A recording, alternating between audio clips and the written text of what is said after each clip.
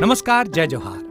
क्या आप भी गवर्नमेंट एग्जाम्स की तैयारी करना चाहते हैं? क्या आप भी मेमोरी टेक्निक्स और ट्रिक्स के जरिए बहुत ही कम समय में स्मार्ट स्टडी करना चाहते हैं? क्या आप चाहते हैं कि सीजी व्यापम टॉपर आपको पढ़ाए?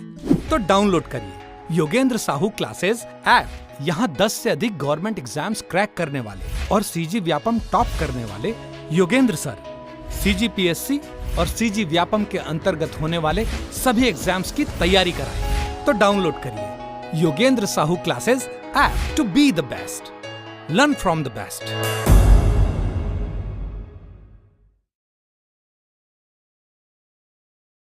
कोई भी सपना साकार करने के लिए सबसे जरूरी है सही कोच का होना। चुनिए Yogendra Sahu classes first rank को और करे अपने सीजी व्यापम सीजीपीएससी का सपना साकार। Download the app now. कैसे पूछता है देखो, इडियम एंड फ्रेजेस कैसे पूछता है, पूछा जा रहा है। जैसे एक दे दिया सेल लाइक हॉट केक्स, इसका मतलब बताइए। 4 ऑप्शन दिए रहेगा, very fast, very slow, hardly, कुछ भी और दूसरे टाइप का मतलब दे दिया रहेगा। आपको जज करना पड़ेगा, तो इसका मतलब मालूम होगा तभी आप जज कर पाओगे। कुछ वर्ड्स आपको देख के समझ आ जाएंगे, जैसे सेल लाइक हॉट केक्स, इसको देखने से आपको समझ आ जाएगा कि बोलना क्या चाह रहा है। हॉट केक्स, जैसे हमारे यहाँ गर्म समोसा जल्दी बिक जाता है ना, वैसे वहाँ हॉट केक्स बिक रहा है, तो इससे आप जज कर पाओगे। लेकिन कुछ इडियम फ्रेजेस ऐसे रहते हैं जिसके शब्द को देख के आप जज नहीं कर पाओगे। ठीक, कुत्ता और बिल्ली वाला जिंदगी हो गया, तो 4 ऑप्शन देख के समझ जाओगे नहीं भाई, कहीं ना कहीं थोड़ा झगड़ालू टाइप का जीवन हो गया होगा। तो कुछ को देखने समझ आ जाएगा और कुछ को देखने समझ नहीं आता। 4 ऑप्शन दिए रहेंगे, उसी में से आपको जज करना है। 50 तक देख लिए थे, 51 वाला देखते हैं। सेल लाइक हॉट केक्स, जैसे देखो यहाँ पे हॉट केक्स हो गए। अगर हॉट समोसा रहता, गरम समोसा जल्दी बिकता है, ठंडा समोसा खाने का मन करता है क्या? नहीं, गरम समोसा बिकता है जल्दी। बस वैसे ही सेल लाइक हॉट केक्स का मतलब होता है वेरी फास्ट, बहुत जल्दी। जैसे एग्जांपल है Chetan Bhagat new novel is selling like hot cakes, मतलब बहुत जल्दी बिक रहा है। ठीक है।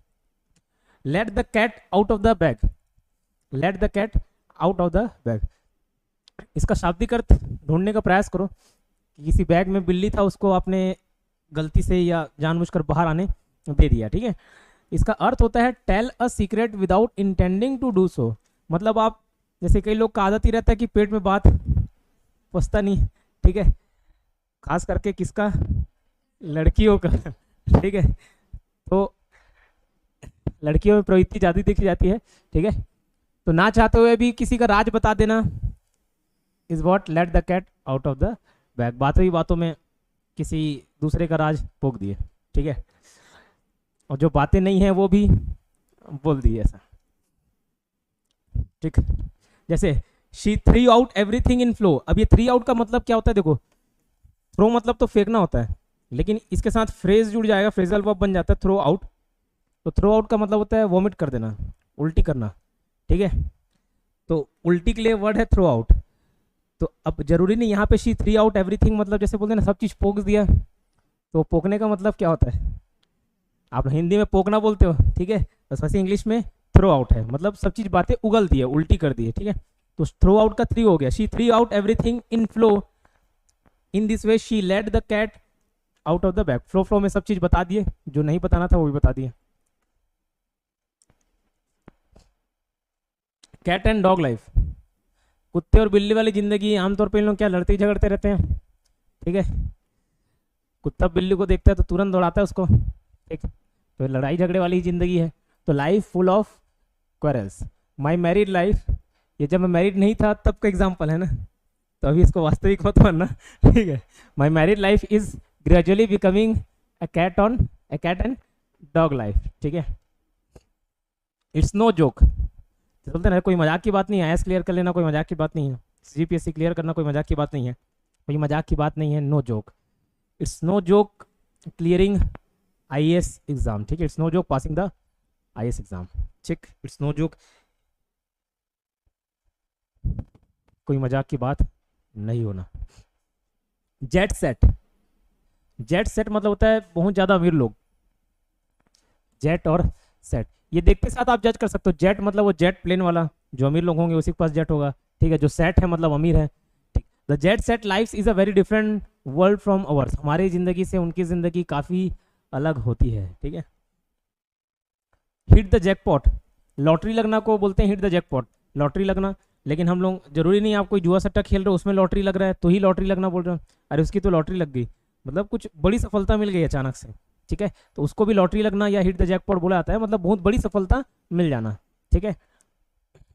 I hit the jackpot after the notification of DEO came out, ये किस सेंस में बोला था, जब मेरा एप्लीकेशन नया नया बना ही था नवंबर में, नवंबर 2021 के लास्ट में बना, नवंबर, हाँ नवंबर अक्टूबर में करीब बना था। और जैसे ही मेरा एप्लीकेशन बना, मैं सोचता था मेरे एप्लीकेशन बनाने का खर्चा जितना भी था, तो मैं सोचा था कि उसको पूरे 1 साल में रिकवर हो जाए यार, इतने 2-3 लोग 4 लोग कोई खरीद ले 1 साल में उसका जो कॉस्ट है वो रिकवर हो जाए। लेकिन जैसे ही एप्लीकेशन बनाया, कभी किस्मत इतना साथ दिया, अगले दिन ही डेटा एंट्री ऑपरेटर का नोटिफिकेशन आ गया और एप्लीकेशन बनाया, मैं कोर्स चालू किया, तो I hit the jackpot after the notification of DEO came out, तो सब कोर्स खरीद लिए। It was selling like hot cakes, ठीक है, एंड आई बिकेम, ऐसा नहीं है अभी भी 2 वक्त की रोटी ही हो पाती है, ठीक है, अभी इसमें टाइम है। Jack of all trade, jack of all trade, jack of all trade is master of none, एक कहावत है, jack of all trades is master of none.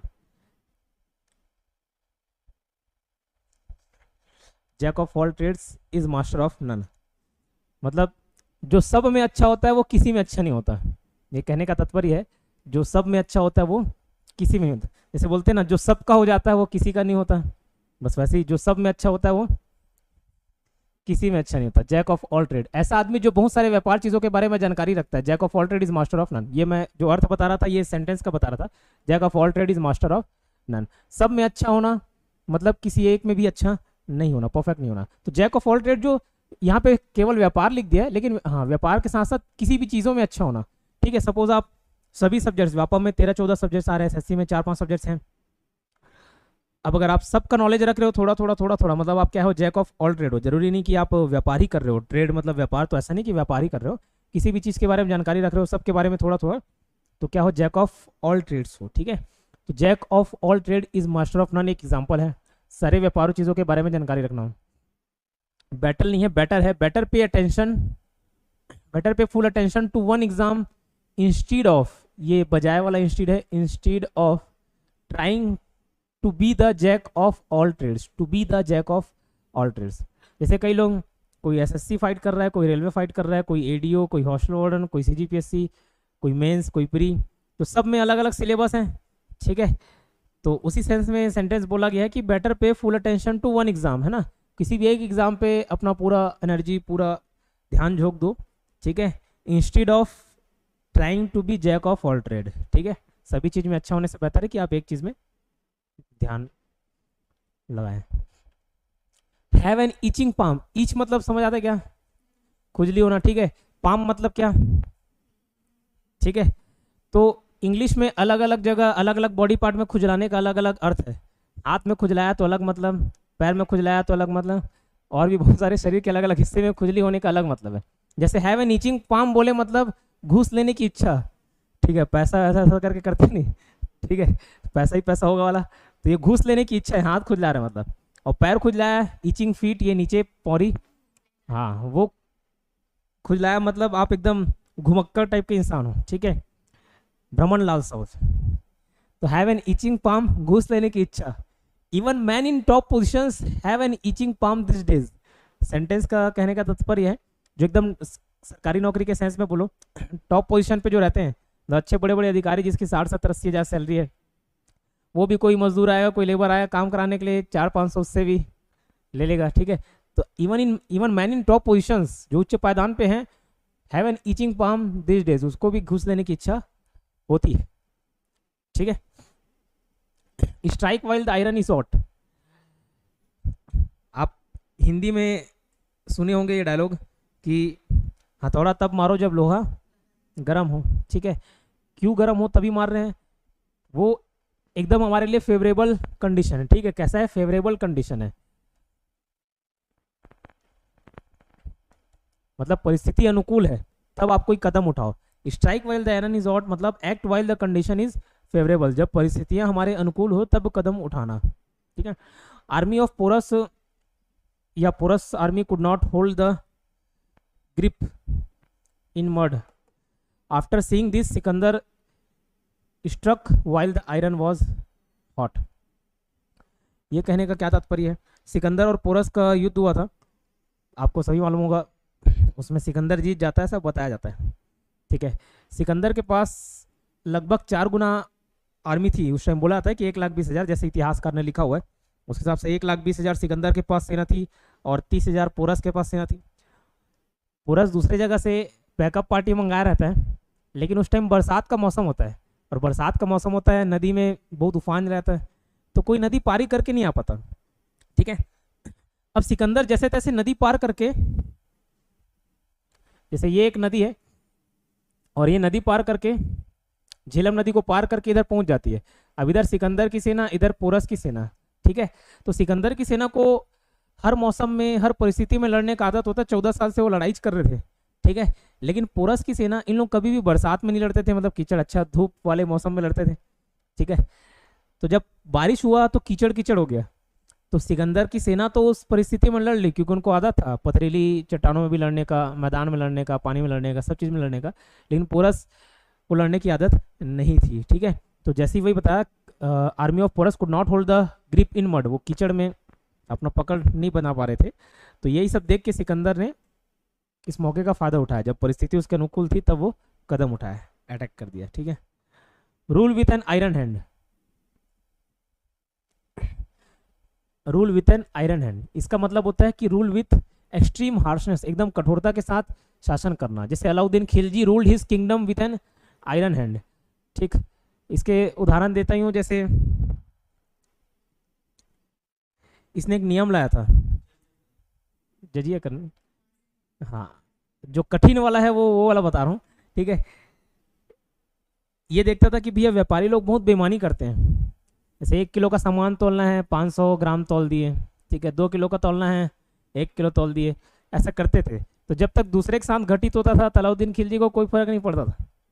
लेकिन एक बार इसी चूना लगा दिए, ठीक है, मांस लेने गया था, 5 किलो दे दो बोला और 2 किलो पकड़ा के भेज दिया, उसका मूड खराब हुआ तो 3 किलो सामान, 3 किलो मांस निकाल लिया उस व्यापारी के शरीर से। अब व्यापारी देखा पतला दुबला था, बोला फिर भी जहाँ मांस दिख रहा है वहाँ से निकाल लो, ठीक है। तो वो क्या है, फिर एक नियम ही बना दिया कि भैया जो व्यापारी कम मांस तोलेगा तो उसके शरीर से उतना ही किलो का मांस निकाल लेंगे। तो भैया कौन काटा पीटी पसंद करेगा, ठीक है, उठना बैठना मुश्किल हो जाएगा अगर ऐसा गलती हो गया तो वो ही ruled his kingdom with an iron hand, ठीक है। An iota of, an iota of का मतलब होता है सच्चाई, थोड़ी बहुत सच्चाई होना। There is an iota of truth in your story, मैं बोल रहा हूँ मतलब तुम्हारी कहानी में कुछ ना कुछ थोड़ा बहुत सच्चाई लग रही है। इन्स एंड आउट्स,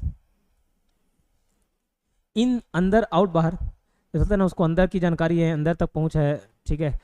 तो अंदर और बाहर दोनों की जानकारी हो, मतलब पूरी जानकारी है, अंदर बाहर। तो इन्स एंड आउट्स, पूरा डिटेल या पूरा सीक्रेट जानना। Don't lie to me, I know all the ins and out of you, I know all the ins and out of you, मतलब मेरे से झूठ मत बोलो, तुम्हारे अंदर बाहर पूरे सभी जानकारी है, मतलब पूरा सीक्रेट मेरे को मालूम है, पूरी राज मालूम है। Day in day out, day in day out मतलब होता है हर रोज, डे इन डे आउट मतलब हर रोज, every day. If you want to clear the exam you will have to study day in day out, हर रोज आपको पढ़ना पड़ेगा, कंसिस्टेंसी मेंटेन करना पड़ेगा, ठीक है। Keep open house, keep open house मतलब be ready to welcome guest, ठीक है। जैसे बाहें फैला के रखते हो मतलब हाँ किसी को वेलकम कर रहे हो, वैसे ही घर के दरवाजे फैला के रख रहे हो मतलब मेहमानों का वेलकम कर रहे हो। Keep open house, be ready to welcome the guest. Please visit on Sunday, I will keep an open house for you, ठीक है। संडे को आइएगा, विजिट करना मतलब आना है ना। Please visit on Sunday, I will keep an open house for you, ठीक है। ये घर घर की कहानी है, संडे को सभी फ्री रहते हैं तो इनवाइट करते हैं कि भैया संडे को आइएगा, ठीक। और कोई मेहमान आ मत जाए इसलिए खुद दूसरे घर मेहमान बन के चले जाते हैं, ठीक है। Please visit on Sunday, I will keep an open house for you. The 11th hour, the 11th hour का मतलब होता है एकदम लास्ट टाइम पर, एन मौके पर। जैसे बचपन में होमवर्क मिलता था 10 दिन की, दिवाली छुट्टी, दशहरा छुट्टी मिल रही है 10-15 दिन की, उसमें बहुत सारा होमवर्क पकड़ा देते थे। गर्मी छुट्टी मिलती थी उसमें होमवर्क पकड़ा देते थे। इतना टाइम होने के बावजूद हम लोग कभी होमवर्क पहले दिन से नहीं किया, हमेशा लास्ट दिन।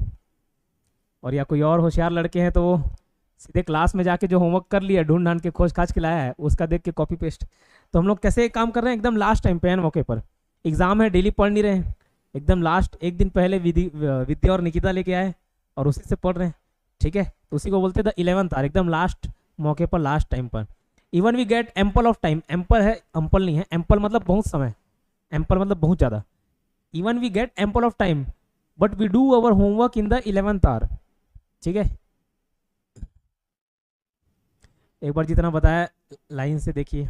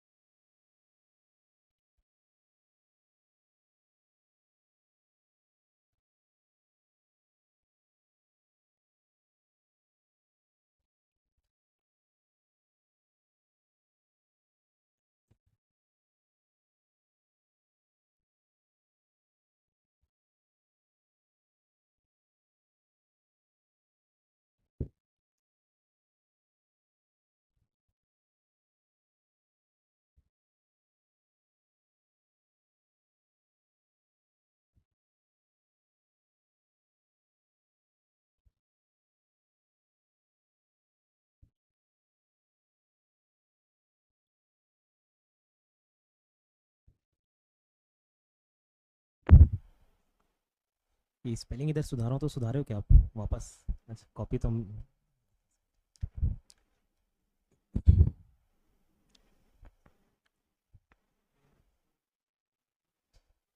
हाँ हाँ हाँ, घुस नहीं निकल, ब्राइब, ब्राइब ब्राइब, हाँ, घुस, bribe.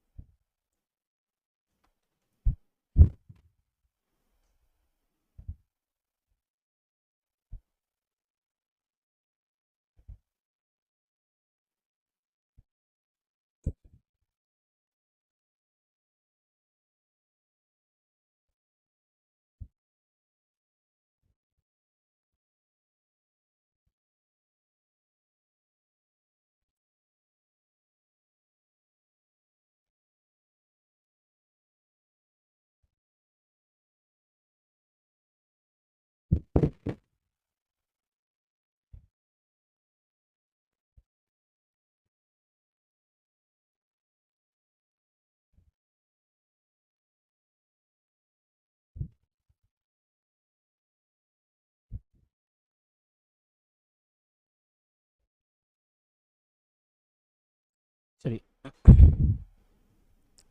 Gate hot under the collar. Get hot under the collar मतलब इधर गर्मी पैदा हो गया, मतलब गुस्सा हो गया आप, ठीक है। Get hot under the collar, get angry. When someone ask me to repeat again and again, I get hot under the collar and I feel like beating black and blue. Feel like मतलब मन करना होता है, ठीक है। When someone ask me to repeat again and again, repeat, जैसे खैर ये तब की बात थी जब मैं लिखाया करता था हिंदी और इंग्लिश दोनों माध्यम में। एक स्टूडेंट था बार बार पूछता, जैसे कोई मैथ्स का क्वेश्चन बना रहा हूँ मैं, पूछ रहा हूँ, तो जब मैं मैथ्स का क्वेश्चन लिखा रहा हूँ, डिक्टेट कर रहा हूँ, तब वो पहले सॉल्यूशन लिखने की कोशिश करता था तुरंत, मतलब जल्दी आंसर लाऊं करके। तो फिर पूछता था मेरे से बार बार, सर एक बार क्वेश्चन रिपीट करेंगे, क्वेश्चन रिपीट करेंगे। तो उसी सेंस में मैंने बोला था, when someone ask me to repeat again and again, I get hot under the collar and feel like beating black and blue. Get into hot waters मतलब परेशानी में पड़ना, गेट इनटू हॉट वाटर्स परेशानी में पड़ना। The minister got into hot water because of his police statement. होता है कोई नेता ऐसे बयानबाजी कर देते हैं जिसमें फंस जाते हैं, बाद में माफ़ी मांगना पड़ता है, उस बयान की वजह से अपने आपको परेशानी में डाल लेते हैं। The ministers got into hot waters because of his police statement. Hope against hope, देखो बोलते हैं ना होप अगेंस्ट होप, जैसे होप रखो बोल रहे हैं, होप रखो मतलब क्या है, जब उम्मीद, जब परिस्थिति वैसे नहीं हो फिर भी आपको उम्मीद रखना है किसी के सफल होने का, किसी और चीज़ का, ठीक है, पॉजिटिव होप रखना पड़ता है। उस होप में भी होप रखने का मतलब होता है तब भी कोई उम्मीद रखना जब कोई उम्मीद ही नजर ना आए। Even after 17 years of his missing his parents kept hope against hope. ये अभी पिछले साल की घटना होगी, कोई बर्फ में दबा था, 17-18 साल बाद उसका लाश मिला कोई जवान का, ठीक है, उसी सेंस में ये सेंटेंस बनाया था। तो 17 साल बीत जाने के बाद उसके पेरेंट्स को तो यही लगे नहीं भाई आज क्या पता जिंदा हो, क्या पता कहीं भटक गया हो। Even after 17 years of his missing his parents kept hope against hope, मतलब तब भी कोई उम्मीद रख रहे हैं जब कोई उम्मीद ही नजर ना आए। पिक होल सिन, पिक होल सिन मतलब गलती ढूंढना, टू फाइंड फॉल्ट, ठीक है। I picked many holes in his argument, मतलब उसके बहस में, उसके सेंटेंस में कई गलतियां मैंने ढूंढी। Hold someone to ransom, ransom, ransom मतलब होता है फिरौती, किसी किडनैप करके पैसा मांगते नहीं उसको बोलते हैं ransom. Hold someone to ransom मतलब होता है ब्लैकमेल करना। अब इसका मतलब यही बताया गया, खाली रैंसम मतलब फिरौती होता है, होल्ड समवन टू रैंसम मतलब ब्लैकमेल करना। All the employees had gone to strike and they hold entire management to ransom. ये आमतौर पर जैसे कोई लेबर यूनियन है, कोई डिमांड रखे अपना और उसको पूरा नहीं किया जा रहा है तो क्या स्ट्राइक, ठीक है। देखिए गलत हथियार भी बन जाता है, काम धाम पूरा रुक जाता है, ठीक है, तो एक प्रकार का ब्लैकमेल करना ही हो जाता है। All the employees had gone to strike and they kept and they hold entire management to ransom, मतलब सभी को ब्लैकमेल कर रहे हैं। हिट अपॉन, हिट अपॉन मतलब तुक्का लगना, ठीक है, हिट अपॉन मतलब तुक्का लगना। फाइंड बाई चांस, अचानक से कोई चीज़ मिलना। I hit upon a new idea to save fuel, ठीक है, ये फ्यूल ऐसा फ्यूल है, अचानक से बोलते ना, अचानक से मेरे दिमाग में क्लिक किया, ठीक है, तुक्का लगा, बस वैसे ही। I hit upon a new idea to save fuel. Hit the nail on the head, खील, खील को बोलते हैं नेल। तो किसी के सर में ऐसा कील मार रहे हो, इसका ये मतलब कि आप सच बोल रहे हो, सही बात बोलना। तो सही बात बोलो तो सबका माथा पिरा जाता है, ठनक जाता है, बस वही hit the nail on the head, सही बात बोलना। She got angry when I hit the nail on the head, ठीक है, नाराज हो गई जब मैं क्या बोला, सच बोला, ठीक है। जैसे कई लड़कियां पूछती हैं अरे आज मैं अच्छी नहीं दिख रही हूँ क्या, उसके बोलने का तात्पर्य रहता है कि नहीं आप तारीफ करो, उसको काउंटर करके बोलो कि नहीं मैं आज अच्छी दिख रही हूँ। एक दिन तब्बू ऐसी पूछी मेरे, सर मैं आज एकदम बेकार दिख रही हूँ क्या, मेरा कपड़ा एकदम पुराने जमाने वाला दिख रहा है क्या, तो मैंने हाँ बोल दिया, ठीक है। तो she got angry when I hit the nail on the head, उसके बाद से आज तक कभी पूछी नहीं। हिंग अपॉन या हिंज अपॉन, इसका मतलब होता है डिपेंड ऑन, किसी दूसरे पर डिपेंड होना। I still hinge upon my parents for small things, ठीक है, I still hinge upon my parents for small things, अभी तक पेरेंट्स के ऊपर ही निर्भर हूँ छोटे छोटे चीज़ों में, कुछ चाहिए होता है तो। इन हाई स्पिरिट्स मतलब होता है एकदम खुश होना, full of happiness. Pakistan team was in high spirits after defeating India, एक तो कभी हराता नहीं है, हरा दिया तो एकदम खुश, in high spirits. High time मतलब होता है right time. 18 years is the high time to start the preparation of IAS exam. Hold one's head high, जैसे बोलते ना तुमने मेरा सर ऊंचा कर दिया, ठीक है, तो सर ऊंचा कर दिया मतलब क्या, वैसे अंडरटेकर जैसे चौक स्लैम थोड़ी मार दिया, उसको पकड़ के उठा थोड़ी दिया, उसका मतलब होता है कि गर्व से उसका सर ऊंचा कर देना, ठीक है, गर्व होना, hold, I hold my head high, ठीक है, मतलब मैं प्राउड फील कर रहा हूँ। उसके आगे पीछे का सेंटेंस शायद स्किप कर दिए या मैं ही नहीं बताऊंगा। High and dry, high and dry मतलब छोड़ देना, अकेला करना या होना। If you don't help me I will be left high and dry, ठीक है। ये ऐसे वर्ड्स होते हैं जिसको देख के आप, ये ऐसे idioms and phrases हैं जिसको देख के आप जज नहीं कर सकते उसका मीनिंग, इसको आपको रटना ही होता है। हाई एंड ड्राई मतलब देखोगे कोई ऊंचा जैसा कुछ मतलब होगा क्या, सूखा जैसा कुछ मतलब हो क्या, जबकि इसका मतलब है अकेले पड़ जाना, ठीक है, अकेले हो जाना। If you don't help me I will be left high and dry, अगर तुम मेरी मदद नहीं करोगे तो मैं अकेला पड़ जाऊंगा, अकेला हो जाऊंगा। क्राइंग वंस हार्ट आउट मतलब दिल बाहर करके रो रहा है, इसका शाब्दिक अर्थ तो ही होता है, लेकिन इसका मतलब है चिल्ला चिल्ला कर रोना। The mother cry her heart out, the mother cried होगा, cried her heart out on her son's death. अब किसी भी माँ के लिए उसका बच्चा ही सबसे प्रियतम चीज है, ठीक है, तो उसकी मृत्यु पर वो चिल्ला चिल्ला के रोई।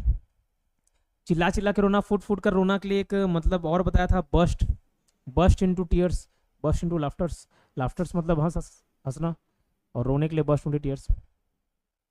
बरी द हैचेट, हैचेट मतलब कुल्हाड़ी होता है, इसका मतलब होता है जैसे पुरानी बातों पर मिट्टी डालो, पर्दा डालो, ऐसा बोलते हैं ना, और हैचेट है मतलब कुल्हाड़ी। अब कुल्हाड़ी एक प्रतीक हो गया लड़ाई झगड़े का, ठीक है, उसको दफना दो बोलने का मतलब भाई लड़ाई झगड़ा खत्म करो, stop fighting, let's bury the hatchet and be friends again.